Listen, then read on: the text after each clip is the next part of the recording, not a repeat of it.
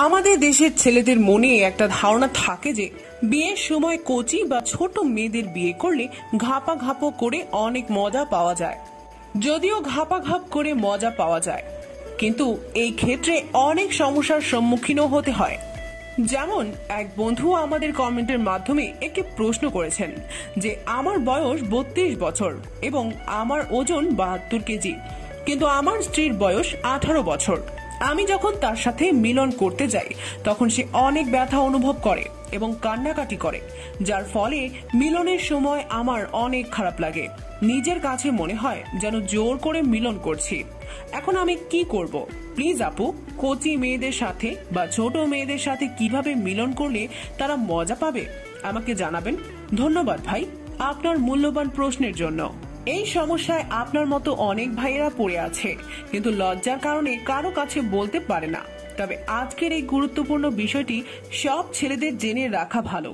তো বন্ধুরা, ভিডিওটি না টেনে পুরো ভিডিওটি দেখতে থাকো। 18 বছরের মেয়েদের বা এর থেকে 1 বছরের কম বয়সী মেয়েদের জন্য যে কোনো বয়সের ছেলেদের লিঙ্গের জন্য পারফেক্ট।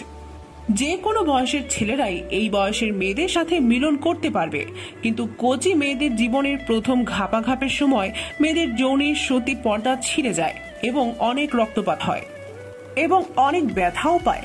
এই প্রথম ঘাপাঘাপের সময় অনেক মেয়েদের মনে এক ভয়ের তৈরি হয়ে যায়, যার কারণে তাদের মনে হয় প্রত্যেকবার মিলনের সময় তারা এমন ব্যথা পাবে এবং রক্তপাত হবে, যার কারণে তারা মিলনের সময় উত্তেজিত হয় না এবং তাদের যোনিতে কোনো কামরস বাহির হয় না, যার কারণে স্বামী যখন স্ত্রীর যোনিতে লিঙ্গ সঞ্চালন করে তখন তার কামরস বাহির না হওয়ার কারণে সে এমন ব্যথা অনুভব করে।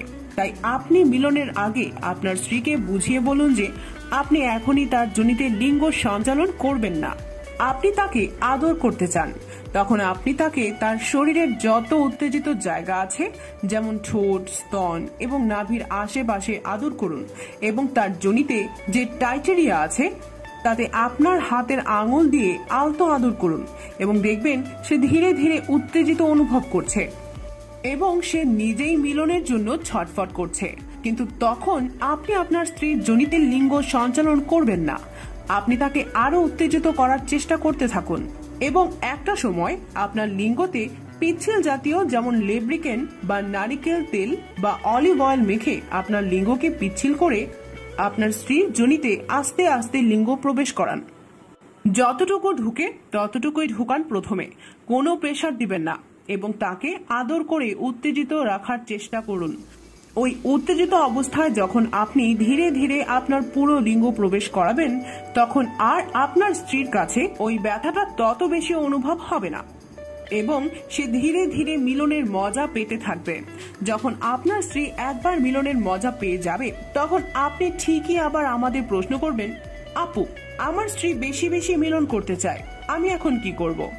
আসলে যৌন উত্তেজনা ছেলে এবং মেয়ে উভয়ের জন্যই একটি মজার এবং আনন্দের একটি বিষয়। এই আনন্দটুকু আদরের মাধ্যমে উপভোগ করতে হয়, জোর করে তা আদায় করে কোনো মজাই পাওয়া যায় না।